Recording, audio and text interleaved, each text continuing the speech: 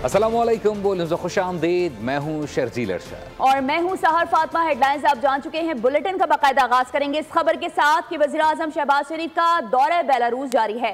दोनों ममालिक के दरमियान मुआहदों और मुफाहमती याददाश्तों के तबादले की पुरवकार तकरीब मुनक़िद की गई। मुश्तरका प्रेस कॉन्फ्रेंस में बेलारूस के सदर ने कहा कि पाकिस्तानी वज़ीर आज़म और वफ़द का खैर मकदम करते हैं। बेलारूस पाकिस्तान के साथ अपने ताल्लुकात को बहुत अहमियत देता है। वज़ीर आज़म शहबाज शरीफ ने कहा कि दोनों मुल्कों में ताउन को मज़ीद फ़रोग़ देने के लिए पुरअज़्म है। पाकिस्तान और बेलारूस के ताल्लुकात में शानदार पेशरफ। दौरा बेलारूस में दोनों मुल्कों के दरमियान मुआहिदों और मफाहमती याददाश्तों के तबादले की पुरवकार तकरीब। विज़ारत दिफा में फौजी ताउन के मुआहिदे की दस्तावेज का तबादला हुआ। बेलारूस की दाखिला उमूर की वजारत और वजारत दाखिला पाकिस्तान में मुआहिदे का तबादला भी किया गया।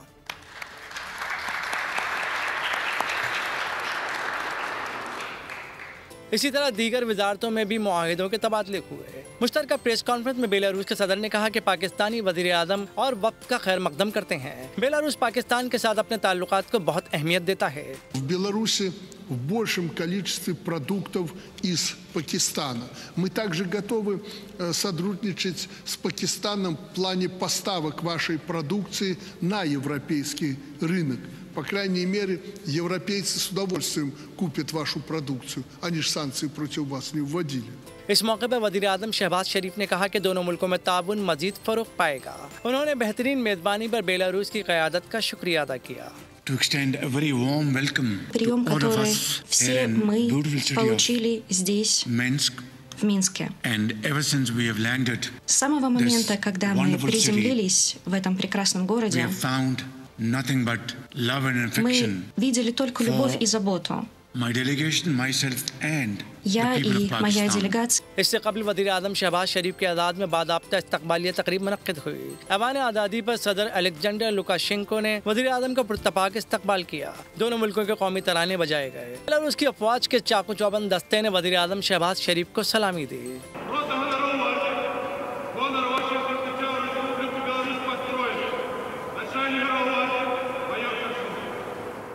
बेलारूस पहुंचने के बाद वज़ीर आज़म शहबाज शरीफ ने दूसरी आलमी जंग में हलाक फौजियों की यादगार विक्ट्री स्क्वायर पर फूल रखे। इससे कबल बेलारूस के सदर अलेक्जेंडर लुकाशेंको ने वज़ीर आज़म शहबाज शरीफ और सदर नून लीग नवाज शरीफ के आज़ाद में अपने फार्म हाउस पर इशाइया दिया, जिसमें वज़ीर आला पंजाब मरियम नवाज और इसहाक डार भी शरीक हुए।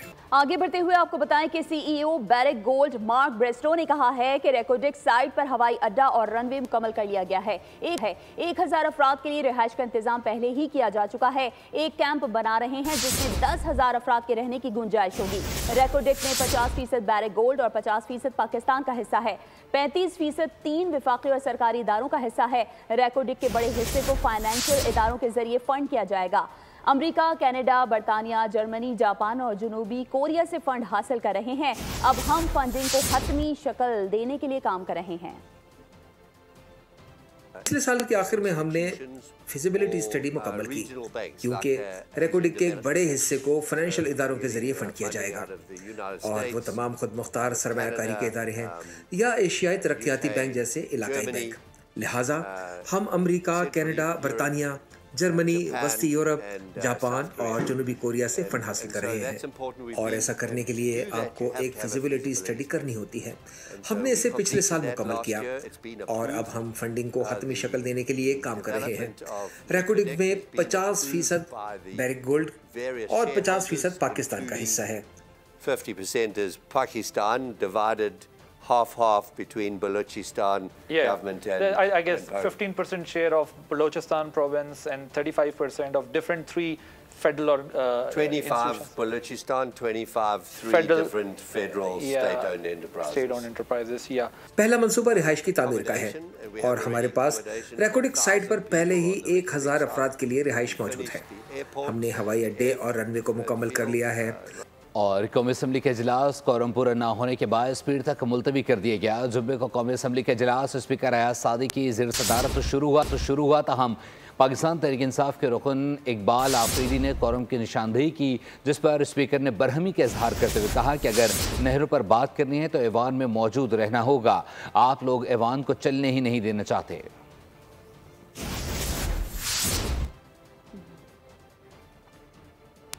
तो दूसरी जानिब शर्जील इनाम मेमन ने इरफान सिद्दीकी को आइन पढ़ने का मशवरा दे दिया है। सिंध के सूबाई वजीर ने रहनुमा नून लीग के बयान की मजम्मत करते हुए कहा कि लोगों के मैंडेट का मजाक ना उड़ाएं। इरफान सिद्दीकी ने एक इंटरव्यू में पीपल्स पार्टी से बॉक्स का इजहार किया। शर्जील इनाम मेमन कहते हैं इरफान सिद्दीकी साहब को रिटायरमेंट ले लेनी चाहिए। नेहरू की मुखालफत पर हमारा मौक़िफ़ वाज़ेह है।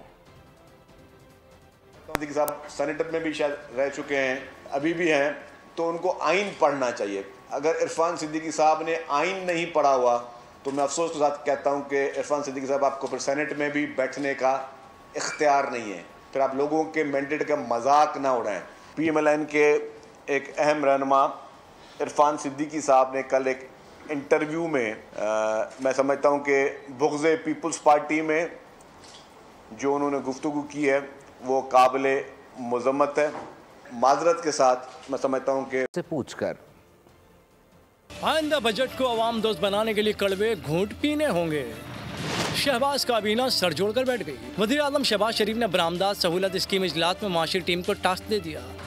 आइंदा बजट की तैयारी में सनतकारों और कारोबारी तंजीमों की तजावीज़ शामिल करने की हिदायत कर दी।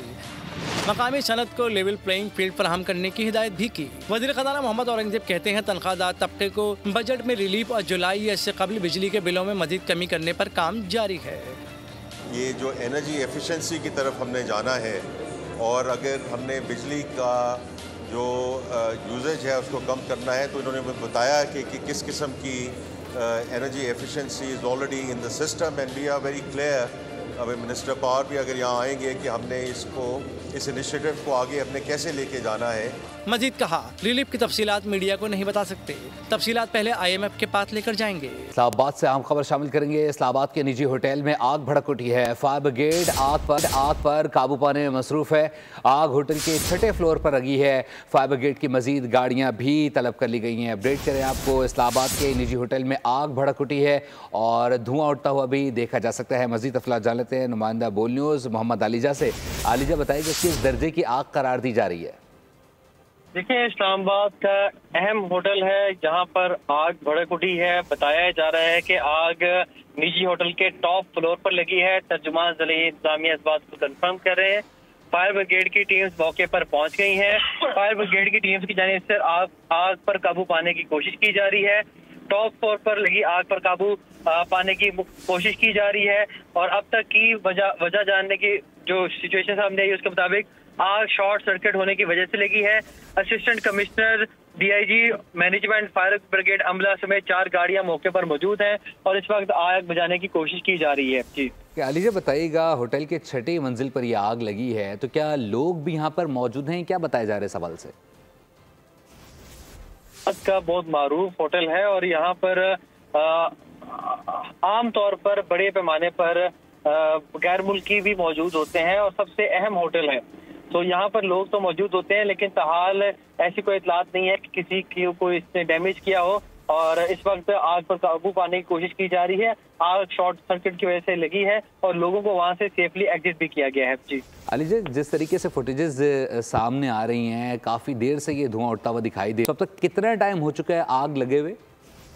देखिए, तकरीबन 15 से 20 मिनट कबल ये आग लगी है और फायर ब्रिगेड का अमला अब यहाँ पर पहुंच गया है और न सिर्फ फायर ब्रिगेड का अमला बल्कि इस्लामाबाद के जो असिस्टेंट कमिश्नर, DIG है और जो फायर ब्रिगेड से मुतालिका हुकाम है वो इस वक्त मौके पर मौजूद है और आग बुझाने की कोशिश की जा रही है।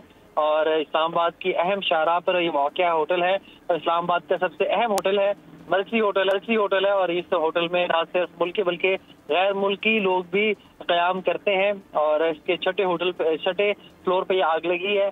आग पर काबू पाने की कोशिश की जा रही है और ज़िले इंतजामिया का कहना है कि जल्द इंशाल्लाह आग पर काबू पा लिया जाएगा। जी अलीजा, हमारे साथ रहेंगे। नाज़रीन को एक बार फिर बताते चलें कि इस्लामाबाद के निजी होटल में आग भड़क उठी है। फायर ब्रिगेड आग पर काबू पाने में मसरूफ़ अमल है और तमाम जो सरकारी महकमा भी है वो भी यहाँ पर पहुँच चुका है। DIG इस्लामाबाद वो भी पहुँच चुके हैं, साथ साथ जो असिस्टेंट कमिश्नर हैं और DC हैं वो भी यहाँ पर पहुँच चुके हैं। एक अहम होटल बताया जा रहा है जो इस्लामाबाद में है और बताया जा रहा है कि उसके 6ठी मंजिल पर ये आग लगी है। शॉर्ट सर्किट के बायस ये आग लगी है जिस पर आग पर काबू पाने में जो है मुकम्मल तौर पर इक़दाम किए जा रहे हैं। मज़ीद फायर ब्रिगेड का अमला भी तलब कर लिया गया है। आलिजा, मज़ीद बताइएगा इस वक्त क्या इत्तलात आ रही हैं, कब तक इस पर मुकम्मल तौर पर काबू पा लिया जाएगा? आलिजा, हमें अपडेट करते लम्हा ब लम्हा आपको एक बार फिर पता चलें कि इस्लामाबाद के निजी होटल में आग भड़क उठी है। और अभी आपको बराह रास्त लिए चलेंगे लाहौर, जहां इस वक्त चेयरमैन पाकिस्तान उलमा काउंसिल मौलाना ताहिर महमूद अशरफी मीडिया से गुफ्तगू कर रहे हैं। और अल्हम्दुलिल्लाह पाकिस्तान वो मुल्क है कि जिसके फौज के सिपा सलार ने फ़लस्तीन के सफ़ीर को GHQ में बुलाकर यकजहती का इजहार किया।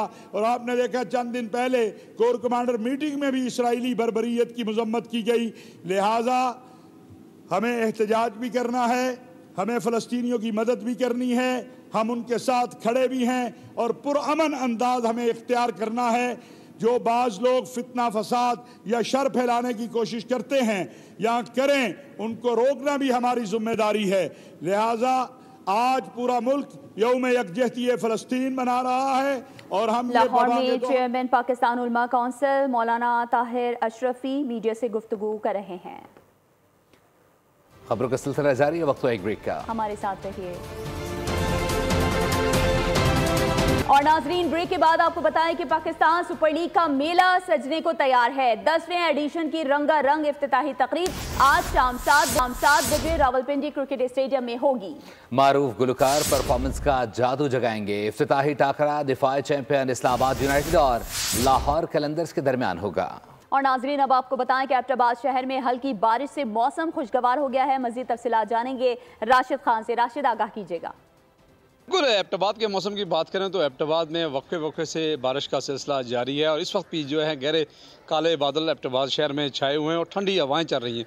अगर बात करें एबटाबाद के सेहती मकामात गलियात, नथिया गली, डूंगा गली, अयूबिया, छांगला गली और खानसपुर और ठंडियानी की, तो वहाँ पर जो है शदीद बारिश का सिलसिला शुरू है। राशिद खान, आपका बहुत शुक्रिया।